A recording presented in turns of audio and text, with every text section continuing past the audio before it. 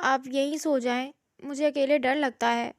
دلہن بنی وہ بوا کی منت کر رہی تھی۔ کیوں تنگ کر رہی ہے؟ جانے دے مجھے، تیرا شوہر آ جائے گا۔ وہ پوری دنیا کو ڈراتا ہے، تجھے اس کے ہوتے کیا ڈر؟ مجھے انہی سے تو ڈر لگ رہا ہے، وہ گھبراہٹ کا شکار ہاتھ ملتے بولی۔ بوا پلیز مجھے چھوڑ کر نہ جائیں۔ ابھی وہ مزید مسکن صورت بنا کر ان کی منت سماجت کرتی، اس سے پہلے ہی اپنی عقب سے آنے والی آواز پر وہ اچھل کر رہ گئی۔ سلطان کے کھنکارنے کی آواز پر وہ جو بوا کی جانب جھکی تھی فوراً سے بیشتر بیڈ سے اتری تھی۔ سلطان کی مسکراہٹ اس کی حرکت پر گہری ہوئی تھی، جبکہ وہ اس کی آمد پر بوا کے پیچھے چھپی تھر تھر کانپ رہی تھی۔ بوا پلیز مجھے اپنے ساتھ لے جاؤ۔ بوا جو سلطان احمد کی حویلی میں ان کی پرانی ملازمہ تھی اور عائرہ کی ہمسائی تھی، اسے خود کے پیچھے چھپتے دیکھ ماتھا پیٹ کے رہ گئی۔ کتنا سمجھا چکی تھیں وہ اس لڑکی کو۔ سردار جی، یہ بچی کا کافی معصوم ہے، بس جس طرح نکاح ہوا وہ ذرا ابھی سنبھل نہیں پائی، اس لیے ایسے بول رہی۔ بوا جو سلطان احمد کے اشتعال اور غصے سے بخوبی واقف تھی، اس سے ہاتھ چھڑوا کر تیزی سے باہر نکل گئی۔ پیچھے وہ جو اس کی موجودگی میں باقاعدہ لرز رہی تھی، بوا بوا کرتی ان کے پیچھے لپکی تھی۔ جب سرحد سے سلطان نے اسے اپنی آہنی گرفت میں لیا تھا اور اس کا ہاتھ تھامے اسے اپنے مقابل لایا تھا۔ تو باہر جانا ہے میری چھوٹی سی سردانی کو؟ وہ معنی خیز مسکراہٹ چہرے پر لاتے استفہامیہ نگاہوں سے اسے دیکھنے لگا، جو نگاہیں جھکائے اس کے سامنے کھڑی تھی۔ میں کوئی بلا تھوڑی نہ ہوں جو تم اس طرح مجھ سے ڈر رہی ہو؟ قریب جاتے ہی اسے تھامتے سلطان احمد نے بولا۔ وہ جو کانپ رہی تھی فوراً اس سے دور ہوئی، لیکن سلطان احمد نے سرحد سے آگے بڑھتے اس کا ہاتھ تھام لیا اور اس کو اپنے قریب کرتے بیڈ پر بٹھایا تھا۔ مجھے صحیح سے دیکھنے تو دیں کہ جس کو میں نے پسند کیا وہ بالکل ویسی ہی ہیں، کہ آپ میں کچھ تبدیلی ہے؟ تو وہ جو پہلے کانپ رہی تھی اپنے جھوٹ کے پکڑے جانے پر مزید خوفزدہ ہوئی۔ وہ جانتی تھی کہ وہ گاؤں کا سردار تھا اور بہت بے رحم سردار تھا، یہاں تک کہ وہ جھوٹ پر گردنیں کاٹ دیا کرتا تھا۔ وہ حواس باختہ سی تھر تھر کانپنے لگی کہ اب آخر کیا ہوگا جب اس کو اس کا سچ پتہ چلے گا۔ لیکن اس سے پہلے کہ وہ کچھ کہتی یا کوئی بہانہ تلاش کرتی، وہ خود ہی قریب جھکتے بول اٹھا۔ میں تو ہمیشہ سے کسی لنگڑی لولی اپاہج ضرورت مند مسکین یتیم لڑکی سے شادی کرنے کا خواہش مند تھا۔ میں نے کبھی نہیں سوچا تھا کہ میں کسی ٹھیک ٹھاک خوبصورت دوشیزہ سے شادی کروں گا۔ میں کسی غریب ضرورت مند اپاہج مظلوم لڑکی کو بچانا چاہتا تھا، اور دیکھو میری تلاش ختم ہوئی، مجھے تم مل گئی۔ وہ لب دباتا بولا، جسے جانتا ہو کہ آگے کیا ہونے والا ہے۔ اس کی بات پر عائرہ کو تھوڑا سکون ملا تھا، اور جسم جو پہلے کانپ رہا تھا بندر جان لوٹی تھی، جیسے فوراً بول اٹھی، نہیں نہیں، آپ کو کوئی غلط فہمی ہوئی ہے، میں بالکل ٹھیک ہوں، دیکھیں دیکھیں۔ وہ فوراً سے کھڑی ہوتی گھومتی اپنا دوپٹہ سر سے سرکاتی بولی، جو کہ گھونگھٹ نما چہرے پر گرائے ہوئے تھی۔ بولی، دیکھیں میری تو آنکھیں بھی بالکل ٹھیک ہیں۔ اس کے آگے اپنا چہرہ کرتے اپنی آنکھوں پہ ہاتھ رکھتے اپنی آنکھیں دکھاتی بولی، اپنے ہاتھ سامنے کرتے اپنے ہاتھوں کو ہلاتے بولی، دیکھیں میرے ہاتھ بھی بالکل ٹھیک ہیں، دیکھیں میں چل سکتی ہوں۔ وہ اسے اپنے مکمل ٹھیک ہونے کا یقین دلاتی اس کے چہرے پر نگاہ ڈالے بغیر اپنی دھن میں تھی، جب اس پرتعش کمرے میں اس کا خوبصورت سا بھاری قہقہہ گونجا۔ او میری معصوم سی سردارنی صاحبہ، یہی تو میں چاہتا تھا کہ تم اپنے اصلی روپ میں میرے سامنے آؤ، میں تمہارے اس حسن کو جی بھر کر سرا سکوں۔ آخر کب تک تم اپنا روپ مجھ سے چھپاتی؟ سلطان کے مخمور لہجے پر وہ دنگ رہ گئی تھی۔ کیا مطلب؟ وہ جو اسے کہنے والی تھی کہ مجھے چھوڑ دیں، اس کی بات پر حیران رہ گئی۔ مطلب یہ ہے کہ میں جانتا تھا کہ تم بالکل ٹھیک ہو، وہ مسکراتا بولا۔ عائرہ اس کی بات پر گنگ سی اس کو دیکھنے لگی۔ کیا کیا مطلب؟ اب کیا آپ مجھے طلاق نہیں دیں گے؟ آپ مجھے چھوڑ دینا پلیز، آپ کسی اپنے جیسی خوبصورت امیر لڑکی سے شادی کریں، مجھ غریب میں کیا انٹرسٹ ہے آپ کو؟ کیوں آپ میرے پیچھے پڑ گئے ہیں؟ آپ کی وجہ سے سب کچھ خراب ہو گیا۔ ابا نے مجھے باہر کھیلنے سے منع کر دیا، مجھے باہر جانے سے منع کر دیا، اماں نے مجھے گھر میں روک لیا کہ گھر میں بیٹھوں۔ وہ منہ بناتے بول رہی تھی۔ وہاں پر لنگڑی لولی کی ایکٹنگ کرتے ہوئے آئی تھی، کہ آپ کو میں بری لگوں اور آپ مجھے چھوڑ دیں، مگر میری ساری محنت خراب کر دی آپ نے۔ میں کیوں آخر آپ نے کیوں مجھے چنا؟ میں تو آپ سے عمر میں بھی اتنی چھوٹی ہوں۔ وہ تنگ آتی اس کی آنکھوں میں دیکھتی، بغیر کسی خوف کے اپنی چلتی زبان کے جوہر دکھائے مزید خود پر قابو نہ پا سکی اور بول اٹھی، اور سامنے بیٹھے شخص کو مسکرانے پر مجبور کر گئی۔ اور وہ جو سامنے بیٹھا اسے دیکھ رہا تھا، اس کی کینچی کی طرح تیز چلتی زبان کو دیکھتے مسلسل مسکرا رہا تھا۔ یہ آپ سے محبت ہے میری، محبت کر بیٹھا ہوں میں آپ سے سردارنی صاحبہ۔ جب آپ کو پہلی نظر میں ہی دیکھا تھا تو آپ کو دل سے نہ نکال سکا اور وہیں دل ہار بیٹھا تھا، اور تب سے آپ کی تلاش جاری تھی، لیکن آپ دیکھیے مل ہی نہیں رہی تھی، اور مجھے کیا پتا تھا کہ قسمت میرے ساتھ ایسا کھیل کھیلے گی۔ آپ کے معاملے میں میری قسمت مجھ پر مہربان ہو گئی کہ آپ میرے سامنے میری ہی حویلی میں میری سردارنی بن کے میری صف میں کھڑی ہو گئی۔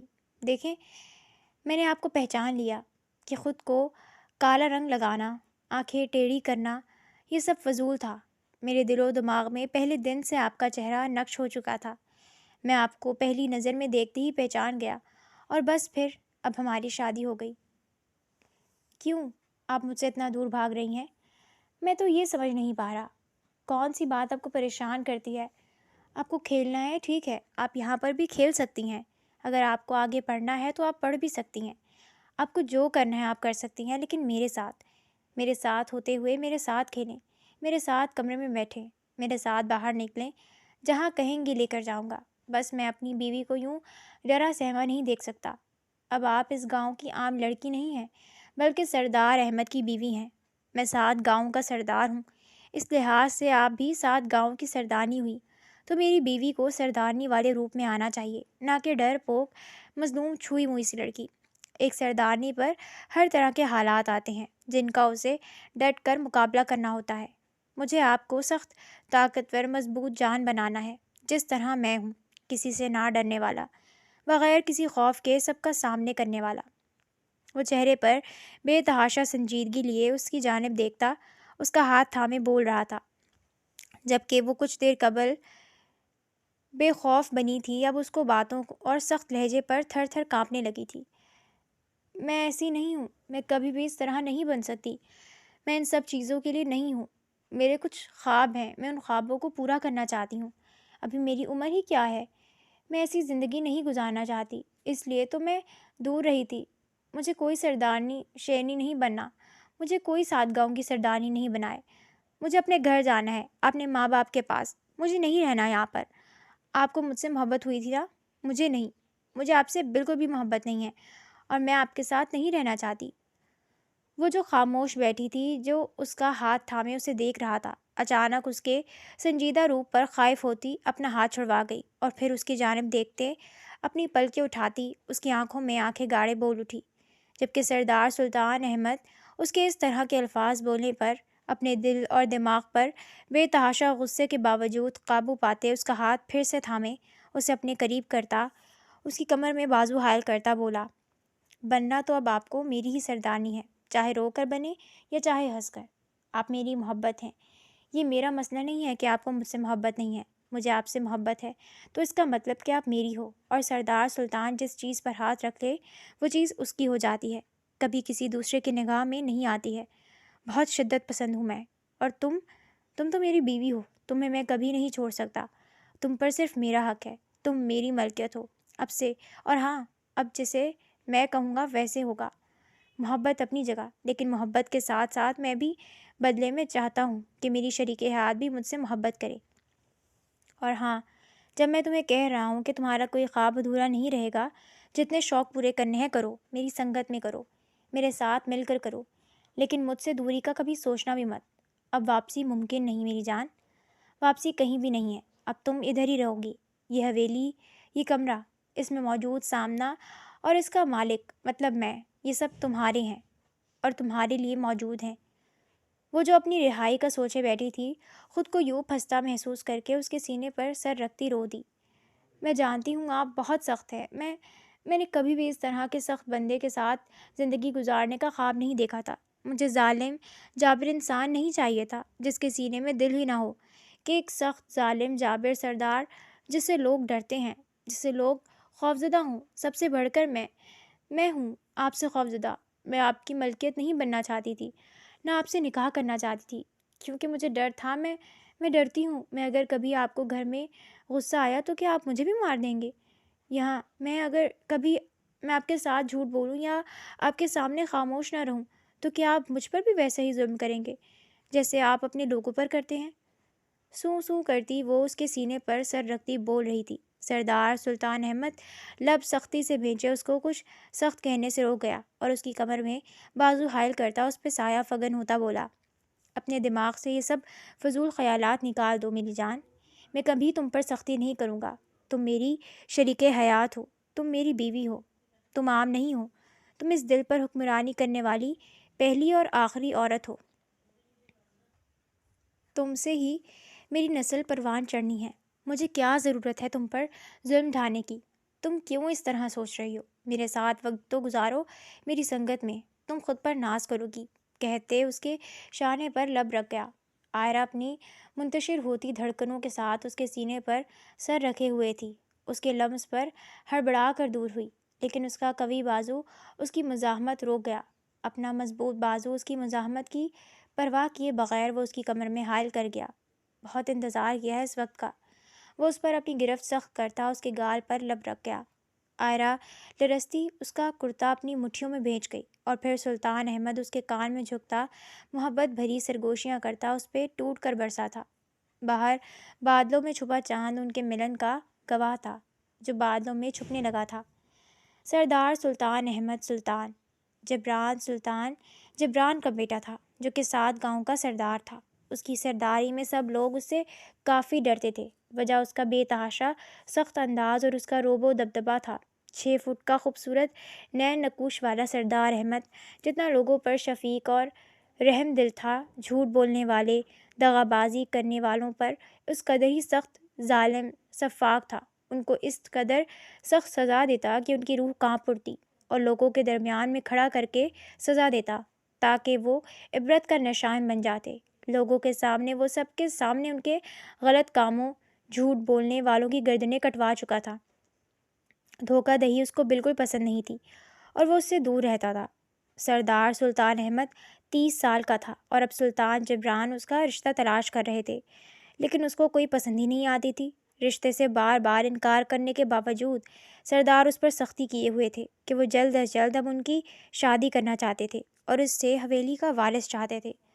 ان کی اسی جلدی کی وجہ سے سردار سلطان احمد کافی مشتعل اور کشمکش کا شکار ہوتا باہر نکلا تھا۔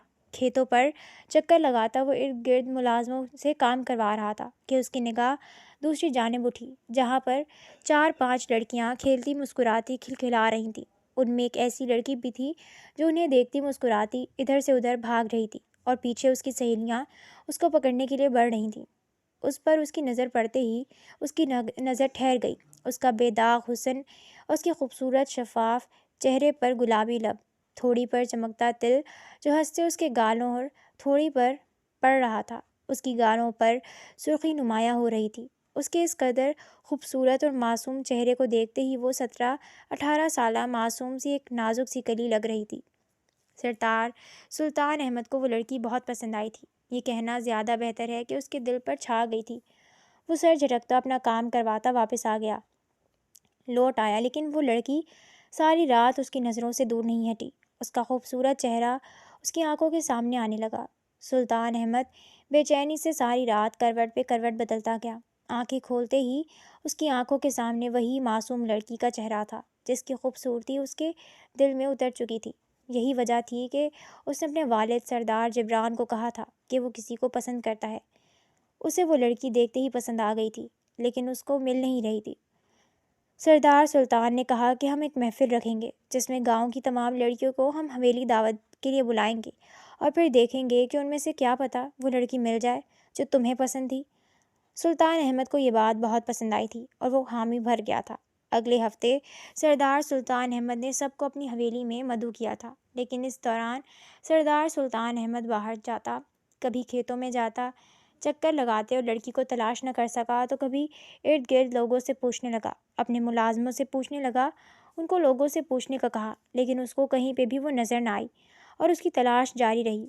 30 سال میں پہلی بار اسے کوئی لڑکی پسند آئی تھی، کوئی ایسی جو سیدھا اس کے دل پر چھائی تھی، لیکن اب وہ کہیں نہ تھی۔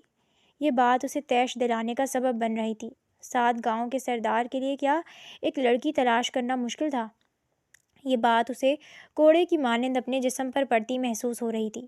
وہ باضابطہ اعلان کر چکا تھا کہ اسے ہر حال میں وہ لڑکی چاہیے۔ 1 ہفتہ گزر چکا تھا اور آخر کار وہ دن بھی آ گیا جس کا سب کو بے صبری سے انتظار تھا۔ سب لڑکیاں ایک صف میں کھڑی حویلی کے لاؤنج میں آگے بڑھتے چل کر دکھاتیں۔ سربراہی کرسی پر سردار جبران، ساتھ ہی ان کی بیوی اور سردار سلطان احمد کی ماں صاحبہ براجمان تھی۔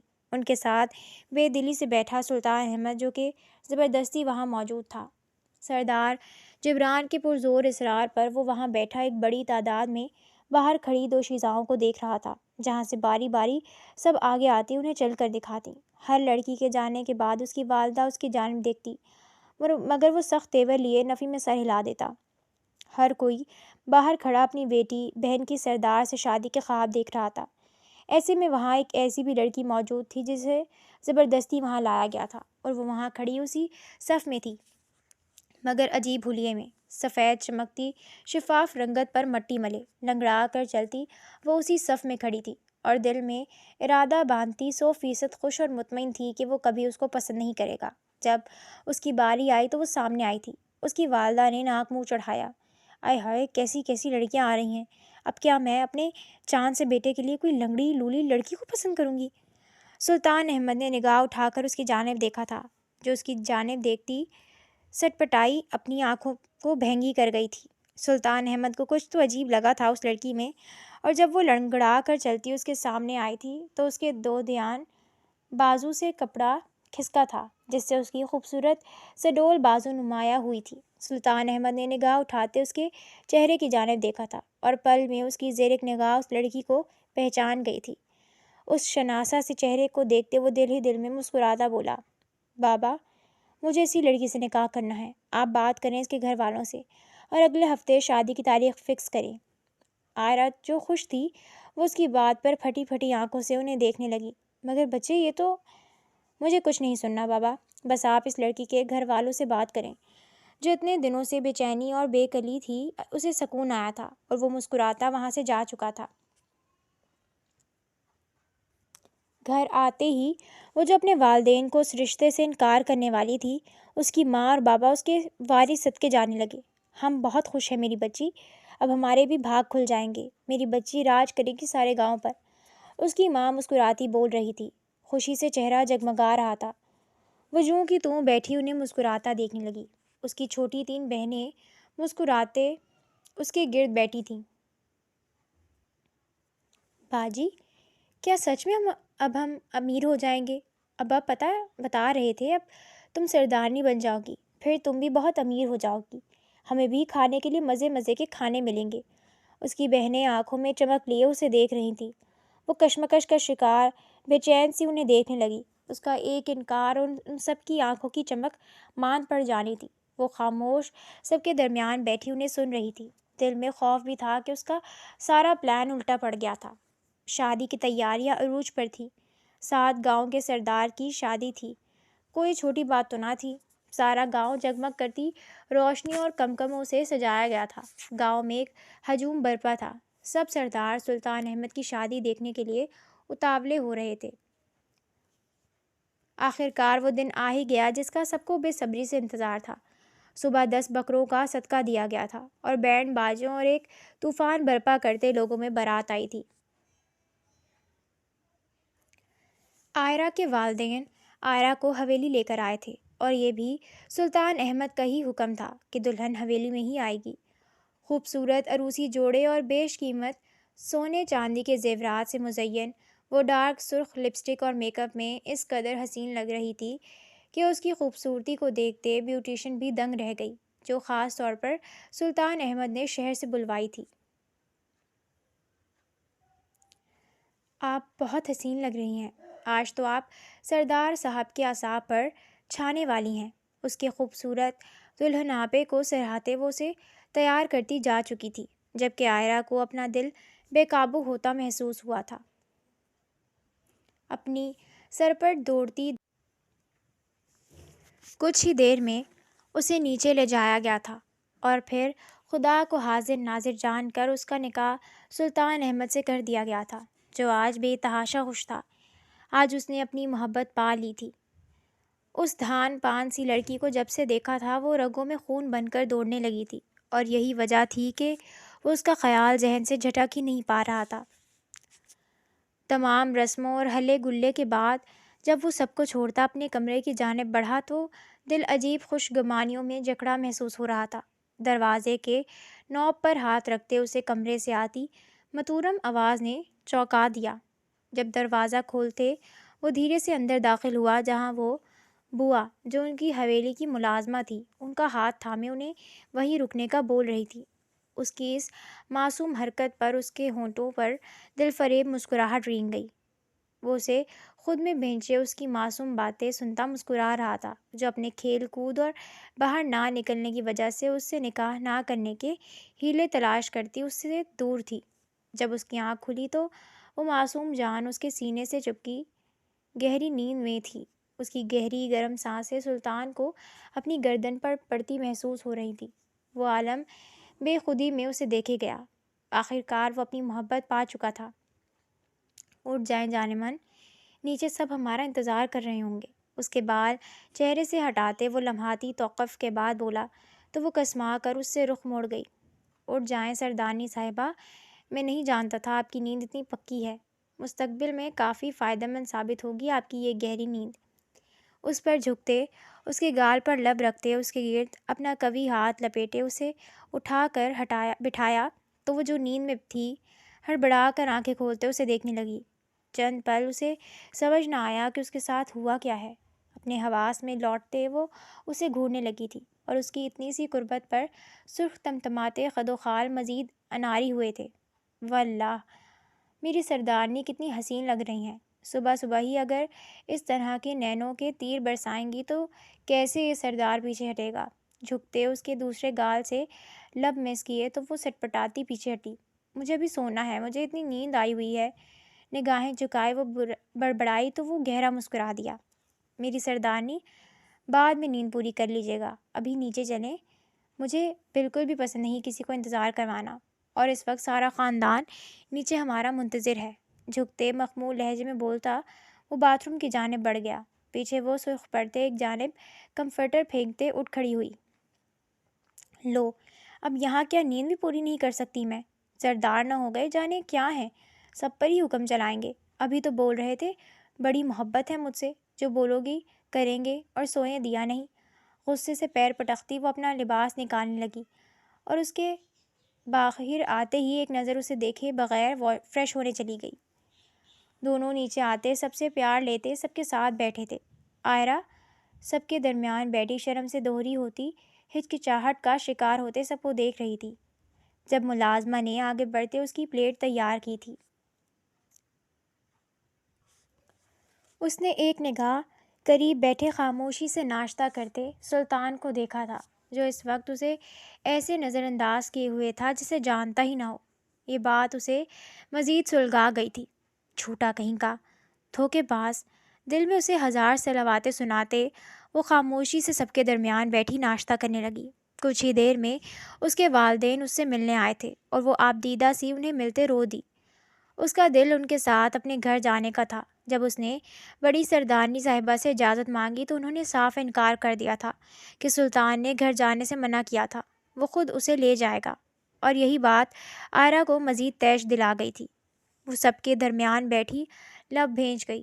کچھ ہی دیر میں وہ انہیں آرام کرنے کا کہتی اپنے کمرے میں جا چکی تھی۔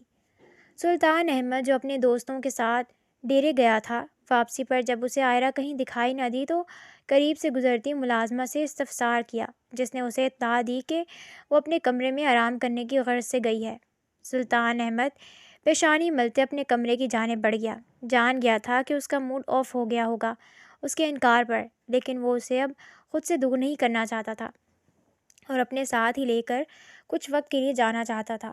کمرے میں قدم رکھتے ہی اسے وہ منہ پھلائے صوفے پر بیٹھی دکھائی دی۔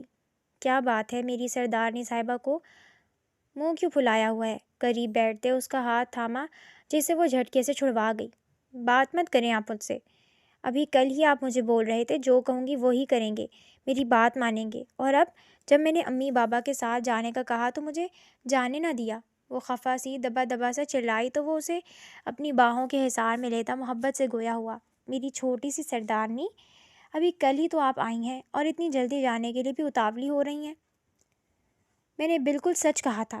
دراصل آج حویلی مہمانوں سے بھری پڑی ہے، ایسے میں آپ کا سب کو چھوڑ کر جانا مناسب نہیں لگتا، بس اس لیے آپ کو جانے سے روکا۔ انشاءاللہ 2-3 دن تک ہم دونوں جائیں گے وہاں۔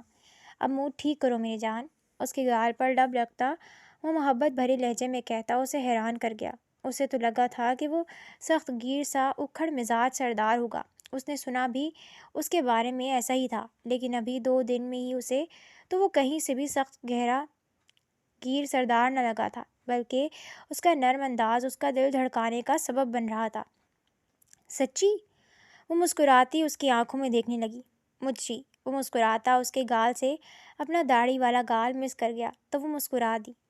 میری جان، بس آپ نے گھبرانا نہیں، یہاں سردار جب تک زندہ ہے کبھی آپ پر آنچ نہیں آنے دے گا۔ تو وہ اس کے نرم لمس پر خود سپردگی کے عالم میں اس کے گرد اپنی باہیں پھیلا گئی۔ دن تیزی سے گزرنے لگے۔ سردار سلطان احمد اپنے قول و فعل کا پورا تھا۔ آئرہ اس کے ساتھ ساتھ گاؤں گھوم کر آئی تھی۔ جگہ جگہ سے رشتہ داروں نے انہیں دعوت پر مدعو کیا تھا اور وہ انہی میں الجھے پڑے تھے کہ کسی کو انکار کرتے وہ ناراض ہونے لگتا اور اصرار کرتا، جس میں سردار جبران نے اسے بے شک تھوڑے وقت کے لیے ہی لیکن جانے کا کہا تھا۔ 1 مہینہ تو یوں ہی پر لگاتے گزر گیا تھا۔ آئرہ اس کے ساتھ جگہ جگہ جاتی بے انتہا خوش تھی۔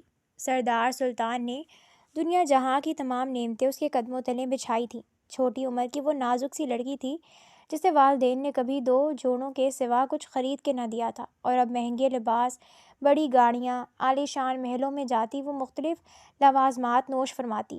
سلطان احمد کی جانب سے جو پیش رفت تھی وہ ضائع نہ گئی تھی۔ آئرہ مکمل طور پر سلطان احمد کی ہو چکی تھی، اسے اس کی عادت ہو چلی تھی۔ اس کا نرم انداز، رویہ، ضرورت سے بڑھ کر اس کی کیئر کرنا، وہ اس کی محبت میں ویسا الجھی تھی کہ اسے دنیا کا ہوش ہی نہ رہا تھا۔ سلطان احمد کی محبت میں دن بہ دن وہ اور نکھرتی جا رہی تھی، اور وہ جو پہلے ہی اس کا اسیر تھا اس کی محبت میں مزید پگھلتا، اس کی بڑھتی خوبصورتی سے سرشار ہوتا جا رہا تھا۔ وقت تیزی سے گزر رہا تھا۔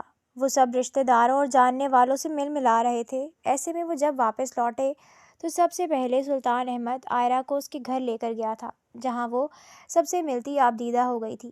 اس کی بہنیں اس سے ملتی بے انتہا خوش ہوئی تھیں۔ اس کے امی ابا تو سردار کے ان کے چھوٹے سے گھر میں آنے پر خوشی سے پھولے نہیں سما رہے تھے، ان کی آؤ بھگت میں آگے پیچھے ہو رہے تھے۔ سلطان نے انہیں اس سب سے منع کیا تھا۔ دیکھیں، آپ میری بیوی کے والدین ہیں، اس لحاظ سے میرے لیے عزت کا مقام رکھتے ہیں۔ ہمیں جب کسی چیز کی ضرورت ہوگی ہم بتا دیں گے، آپ آئیں ہمارے ساتھ بیٹھیں۔ آئرہ، آپ دکھاؤ سب کو جو ان کے لیے تحفے لائی ہیں، وہ نرمی سے کہتا انہیں عزت دے گیا۔ آئرہ اس کے اس قدر عزت دینے پر بھیگے نین کٹوروں سے مسکرا دی تھی۔ ایک بھرپور دن گزار کر وہ واپس حویلی لوٹے تھے۔ بیڈ پر بیٹھا سلطان احمد آئرہ کو ساتھ لگائے ہوئے تھا۔ وہ اس کے سینے پر سر رکھتی اس کے کرتے کے بٹنوں سے کھیل رہی تھی۔ کل سے ہم آپ کی ٹریننگ شروع کریں گے، صبح جلد اٹھنا ہوگا آپ کو۔ اس کے بالوں میں ہاتھ پھیرتے وہ نرمی سے گویا ہوا تھا۔ کس چیز کی ٹریننگ؟ سوالیہ نگاہوں سے وہ اس کی جانب دیکھنے لگی۔ میں نے بتایا تھا نا آپ کو کہ ایک سردارنی کو اپنی حفاظت خود کرنی آنی چاہیے، اور اپنے ساتھ ساتھ اپنے لوگوں کی بھی۔ میں اپنی بیوی کو ڈرا سہما نہیں دیکھنا چاہتا، بلکہ ایک مضبوط اور سخت جان عورت بنانا چاہتا ہوں جو میری غیر موجودگی میں حالات کا ڈٹ کر مقابلہ کر سکے۔ میرے بہت دشمن ہیں آئرہ، جس طرح کا میرا کام ہے اس میں بہت خطرہ ہے۔ یہ مرتبہ، یہ سرداری مجھے ایسے ہی نہیں ملی، اس پر بہت سے لوگوں کی نظر تھی، لیکن یہ مجھے ملی کیونکہ یہ میری محنت تھی۔ دن رات میں نے لوگوں کے سامنے کھڑا کر کے ان کے مسائل سنے اور حل کیے ہیں۔ کل کو مجھے کچھ ہو جائے یا کبھی میں آپ کے پاس نہ ہوں تو ان حالات میں چاہتا ہوں کہ میری بیوی اس قابل تو ہو کہ اپنی عزت اور وقار کی حفاظت کر سکے۔ وہ مستحکم اور سنجیدہ لہجے میں بولتا اسے آنے والی ہر صورتحال کے لیے تیار کر رہا تھا۔ آپ پلیز ایسے تو نہ بولیں۔ اس کے الفاظ آئرہ کا خون منجمد کر گئے تھے۔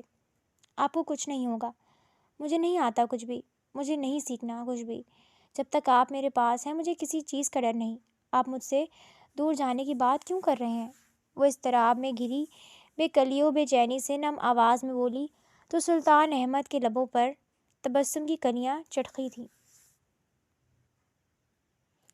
کچھ نہیں ہوگا مجھے، اور نہ میں آپ کو چھوڑ کر کبھی کہیں جاؤں گا، لیکن پھر بھی میں چاہتا ہوں کہ آپ کی ٹریننگ لو سیلف ڈیفینس کے لیے۔ اس کے بھیگے نین کٹوروں کو انگوٹھے سے مس کرتے وہ محبت بھری نگاہوں سے اس کے چہرے پر بکھری بے چینی کا ملاحظہ کرتا لب دبا گیا۔ اسے اچھا لگا تھا اس کا اپنے لیے فکر مند ہونا۔ اگلی صبح فجر کے بعد جب وہ آئرہ نیند میں جھولتے سونے کے لیے بستر پر لیٹی تو سلطان اسے اٹھا کے بٹھا چکا تھا۔ چلو میری جان، ہمیں آج آپ کی ٹریننگ کے لیے جانا ہے۔ پیار سے پچکارتے اسے اٹھایا تو وہ آنکھیں ملتی منہ پھیلائے گویا ہوئی۔ میں نے کہا تھا نا مجھے کچھ نہیں سیکھنا، آپ کیوں میری نیند خراب کر رہے ہیں؟ سلطان مجھے سونے دیں، بہت نیند آئی ہے۔ وہ منت سماجت کرتی واپس سے لیٹنے لگی تو سلطان نے اسے اپنے ساتھ کھڑا کیا۔ بالکل بھی نہیں، سب کے اٹھنے سے پہلے ہمیں واپس آنا ہے، اس لیے ابھی جانا ہے۔ حویلی کے پچھلے جانب وہ اکثر وہی اپنی مشق کرتا تھا۔ اسے روتی دھوتی منہ پھلائے ہوئے کو وہ زبردستی ساتھ لے کر گیا تھا۔ میری جان، بعد میں سو جانا جتنا سونا ہے، مگر ابھی منہ ٹھیک کرو۔ اسے نیچے لاتے وہ خاموشی سے باہر کی جانب قدم بڑھا گیا تھا، جہاں آسمان پر ہلکی سی سفیدی پھیلنے لگی تھی۔ سامنے اس نے بورڈ لگائے ہوئے تھے جہاں نشانے لگانے تھے۔ اپنی گن پکڑتا وہ اسے اس کے بارے میں ایک ایک چیز سمجھا رہا تھا، اور وہ آنکھیں پھاڑے اس کے ہاتھ سے بندوق تھامے کھڑی تھی۔ جب وہ اس کے پیچھے کھڑا ہوتا اسے ہدایت دیتا، سامنے دیکھتا نشانہ لگا گیا تھا۔ آئرہ نے بولتے دل کے ساتھ بندوق پر گرفت ڈھیلی کی تھی، اور وہ بندوق کی بلند آواز پر کپ کپا کے رہ گئی تھی۔ مجھ سے یہ نہیں ہوگا سلطان، مجھے نہیں آتا یہ۔ وہ پیچھے کو ہوتی پتھرائی نگاہوں سے اسے دیکھتی بولی تو سلطان نے اسے جن نگاہوں سے دیکھا اس کی سنگینیت سمجھتی وہ اس کے قریب آ گئی۔ گڈ گرل، سب کچھ ہوگا تم سے، بس تم دھیان دو۔ اور پھر 2 گھنٹے بعد وہ اسے لیتا اپنے کمرے میں آیا تھا۔ سلطان کو کام تھا تو وہ آتے ہی فریش ہوتا نکل گیا، جبکہ وہ بیڈ پر گرتی آنکھیں موند گئی۔ سلطان کی مصروفیت بڑھنے لگی تھی، اور وہ دن بدن جرگوں اور مختلف مسائل میں الجھتا جا رہا تھا۔ جب تک وہ آتا آئرہ سو چکی ہوتی اور وہ اسے تنگ نہ کرتا۔ ہاں البتہ وہ صبح اس کی ٹریننگ ضرور کرواتا۔ آئرہ بندوق چلانا، تیر اندازی اور گھڑ سواری سیکھ چکی تھی۔ سلطان احمد اسے کافی حد تک تیار کر چکا تھا۔ وہ سوئی ہوئی تھی جب اسے نیچے سے مختلف آوازیں آتی سنائی دیں۔ کسی کی چیخیں سنتی وہ تیزی سے اپنے کمرے سے باہر نکلی تھی اور ریلنگ سے نیچے دیکھا جہاں حویلی کے لاؤنج میں ایک آدمی سلطان کے سامنے بیٹھا ہاتھ جوڑ رہا تھا اور ایک جانب کھڑی لڑکی کانپ رہی تھی۔ وہ دوپٹہ سر پر لیتی سیڑھیاں عبور کرتے آخری سیڑھی پر کھڑی تھی جب سلطان کی کرخت آواز گونجی تھی، لے جاؤ اسے اور اس کے ہاتھ کاٹ دو تاکہ آئندہ کبھی کسی لڑکی کو ہاتھ لگانے کے قابل نہ رہے۔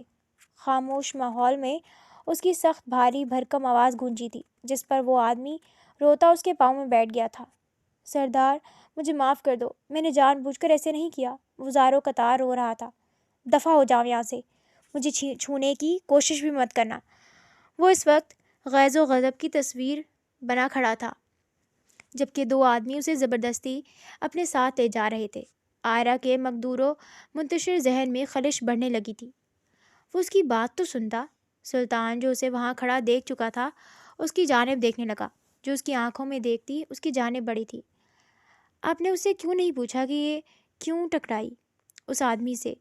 ہو سکتا ہے کہ وہ غلط نہ ہو، ہمیشہ مرد ہی غلط نہیں ہوتا۔ وہ آگے بڑھتی بے خوفی سے بولی تو سلطان جو پہلے ہی آگ بگولا بنا ہوا تھا اس کی سب کے سامنے یوں چرب زبانی پر سلگ گیا تھا۔ آپ کچھ نہیں جانتی، آپ اپنے کمرے میں جاؤ۔ اپنے تمتماتے چہرے پر ہاتھ پھیرتے وہ اپنے اندر کے جانور کو سلانے کی کوشش میں تھا۔ کیوں؟ میں کیوں جاؤں؟ پہلے آپ اس لڑکی سے پوچھو۔ وہ ڈھیٹ بنی بولی تو سلطان احمد کی گرج سے ساری حویلی سنسنا اٹھی۔ میں نے کہا جاؤ اپنے کمرے میں، اور آج کے بعد میرے معاملات میں دخل اندازی دینے کی کوشش بھی مت کرنا۔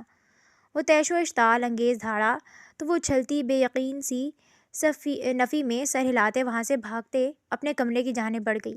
پیچھے وہ مٹھیاں بھیجتا حویلی سے نکلا تھا۔ آئرہ اپنے کمرے میں آتے روتے بیڈ پر گری تھی، اور جانے کتنی ہی وقت وہ روتی وہی نیند میں جا چکی تھی۔ سلطان جو آتش فشاں بنا حویلی سے نکلا تھا وہ باہر آتا کھیتوں کی جانب بڑھا تھا۔ جب اسے ارد گرد کچھ ہلچل محسوس ہوئی وہ بغیر کسی ہتھیار کے اکیلے نکل آیا تھا۔ اسے اب اپنی جلد بازی کا احساس ہوا تھا۔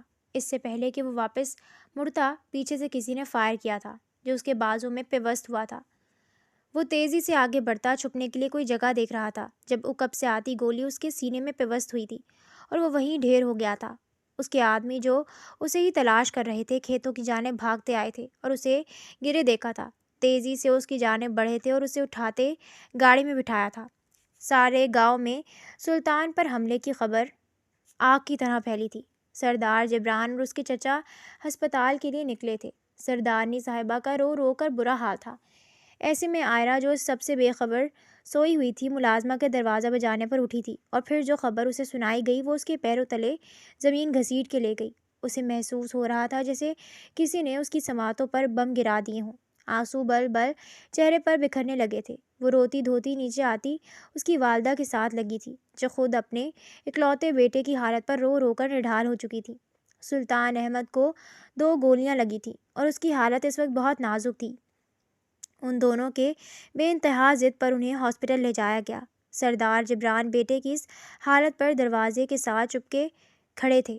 ان کی درگرو حالت پر دیکھنے والے کو یقین نہ آتا کہ آیا یہ وہی سلطان جبران تھے جن کا روب و جلال ہی الگ تھا۔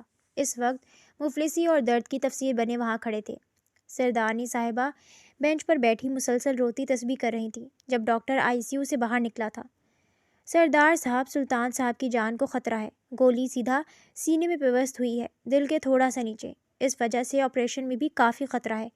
آپ کو پیپر پر دستخط کرنے ہوں گے۔ اگر اس آپریشن کے بیچ ان کی جان چلی جاتی ہے تو ہم یہاں ہاسپٹل اس کا ذمہ دار نہیں ہوگا۔ یہ سنتے ہی سردار جبران وہیں گھٹنوں پر ڈھہ گئے جبکہ سلطان احمد کا خاص دوست اور بندہ آگے بڑھتے ڈاکٹر کا گریبان چاک کر چکا تھا۔ کیا بکواس کر رہا ہے تو؟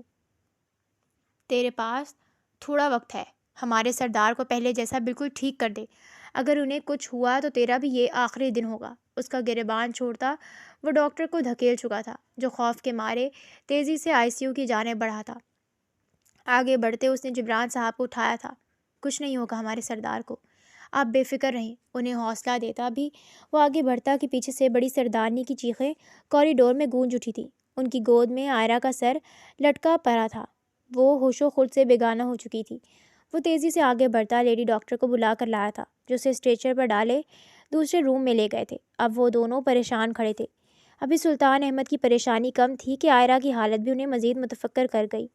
جب ڈاکٹر باہر آتے انہیں تسلی دیتے گویا ہوئی، گھبرانے کی بات نہیں ہے، آپ کی بہو امید سے ہے۔ زیادہ پریشانی اور ذہنی دباؤ کی وجہ سے بے ہوش ہو گئی تھی۔ ہم نے انہیں سکون آور انجیکشن لگا دیا ہے، کچھ وقت پرسکون رہیں گی۔ ڈاکٹر نے انہیں اتنی بڑی خوشخبری سناتی جا چکی تھی۔ پیچھے وہ دوہری اذیت کا شکار ہوئے تھے۔ وہ جو کب سے اس خوشی کے لیے تڑپ رہے تھے اب وہ ملی بھی تو کس وقت اور حالات میں کہ وہ ٹھیک سے خوش بھی نہ ہو پائے۔ 5 گھنٹے کے صبر آزما انتظار کے بعد ڈاکٹر نے باہر آتے سلطان کے کامیاب آپریشن کی نوید سنائی تھی اور وہ وہی سجدے میں گرتے اللہ پاک کا شکر ادا کرنے لگے تھے۔ وہ سب آگے بڑھتے اس کے ہوش میں آتے اس سے ملنے لگے تھے۔ وہ سب کو دیکھتا تکلیف کے باوجود مسکرا دیا تھا۔ ڈرا کے رکھ دیا تھا ہمیں میرے بچے، اس کی والدہ آگے بڑھتے اس کے ماتھے پر لب رکھتی بولی تو وہ دھیمے سے مسکرا دیا۔ عائرہ کہاں ہے امی؟ اسے کہیں نہ دیکھ وہ پریشان ہوا تھا۔ ساری رات بچی باہر کھڑی روتی رہی ہے، طبیعت خراب ہو گئی تھی اس لیے ڈاکٹر نے دوا دے کر اسے کچھ دیر آرام کرنے کا کہا ہے۔ وہ اندر کی بات چھپا گئی تھی کہ وہ اس کے لیے سرپرائز تھا۔ عائرہ کو ہوش آ چکا تھا اور ڈاکٹر اسے اس کی طبیعت کا بتا چکی تھی۔ وہ ہوش میں آتی پھر سے رونے لگی تھی۔ بڑی سردارنی صاحبہ نے اسے سینے سے لگاتے مبارکباد دی تھی اور ڈھیروں دعائیں اور صدقہ دیا تھا اور اسے بتایا تھا کہ انہوں نے سلطان کو کچھ نہیں بتایا، وہ خود اسے بتائے، واپس حویلی چل کر اسے سرپرائز دے۔ تو وہ ان کی بات سنتی سرخ گلاب بنتی شرم سے دوہری ہوئی تھی کہ وہ کیسے اسے بتائے گی۔ وہ اس کے کمرے کے باہر کھڑی تھی، خود کو پرسکون کرتی وہ اندر داخل ہوئی تھی جہاں وہ بیڈ پر لیٹا اس کو منتظر تھا۔ اپنی آنکھوں سے ہاتھ ہٹاتے وہ اندر آنے والے کو دیکھنے لگا تھا اور اس کی آنکھوں میں محبت کے دیپ روشن ہوئے تھے۔ سامنے کھڑی ہستی کو دیکھ کر اسے قریب آنے کا اشارہ کرتا وہ اس کے سرخ متورم چہرے کو دیکھنے لگا تھا۔ کیا حال کر دیا ہے میری آنکھوں کا، اس کے چہرے پر ہاتھ پھیرتا وہ نرمی سے بولا تو آئرہ کے آنسو چہرے پر پھر سے پھسلنے لگے تھے۔ سوری، میری وجہ سے ہی ہوا ہے نا؟ نہ میں آپ کو غصہ دلاتی اور نہ یہ سب ہوتا۔ وہ روتی دکھ اور پریشانی سے آنکھیں میچ گئی۔ رونا نہیں میری سردارنی، بالکل بھی نہیں، یہ سب آپ کی وجہ سے نہیں ہوا، یہ میری اپنی غلطی تھی، مجھے ایسے اکیلے نکلنا ہی نہیں چاہیے تھا۔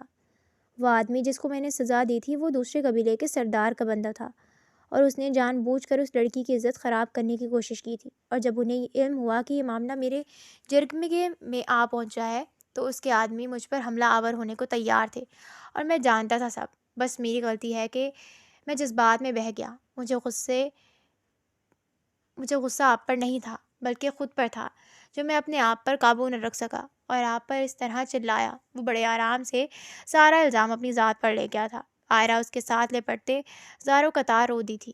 مجھے لگا میں آپ کو کھو دوں گی۔ ارے بس میری بہادر سردارنی، ایسے کیسے؟ ابھی تو ہم نے ساتھ بوڑھے ہونا ہے، وہ آنکھ مارتے بولا۔ اپنے بچوں کو دیکھنا ہے۔ اس کی اس بات پر وہ شرم و حیا سے لال انار بنی تھی۔ وہ 5 دن بعد واپس حویلی لوٹا تھا اور اسے اپنی سردارنی کہیں دکھائی نہ دی۔ ارے سردار صاحب، آپ کی سردارنی اپنے کمرے میں ہے اور آپ کی منتظر ہے۔ اس کے دوست نے ٹوکا لگایا تو وہ جھنجھلاہٹ کا شکار ہوتا اسے ٹھیک سے گھور بھی نہ سکا۔ تھوڑی دیر بعد جب اس کا دوست اسے کمرے کے باہر ویل چیئر پر چھوڑ کر گیا تھا کہ ابھی زخم مندمل نہ ہوئے تھے اور چلنا اس کے لیے اچھا نہ تھا، اس کے جاتے ہی دروازہ کھولتے اندر داخل ہوا۔ کمرے میں چھایا اندھیرا اور مدھم جلتی زرکاری روشنی میں وہ اسے سامنے کھڑی نظر آئی تھی، جو سرخ پاؤں کو چھوتے گاؤن میں کھڑی تھی۔ خوبصورتی کا پیکر بنی وہ پری وش اسے دیکھتے مسکرائی تھی اور آگے بڑھتے اس کی ویل چیئر گھسیٹتے اندر کمرے میں بڑھی تھی۔ جب سامنے بیڈ پر بکھرے گلاب اور اس میں رکھے کیک پر اس کی نگاہ پڑی تھی اور وہ ٹھٹک کر بے یقین نگاہوں سے اسے دیکھنے لگا تھا۔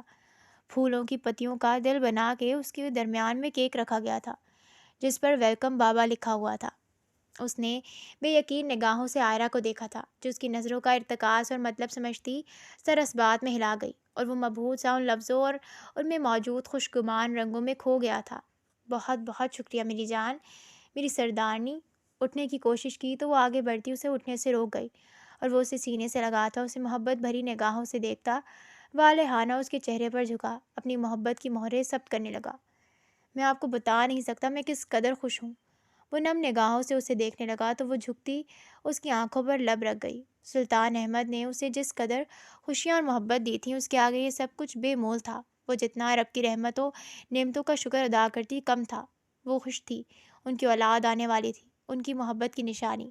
دونوں نے آگے بڑھتے کیک کٹ کیا۔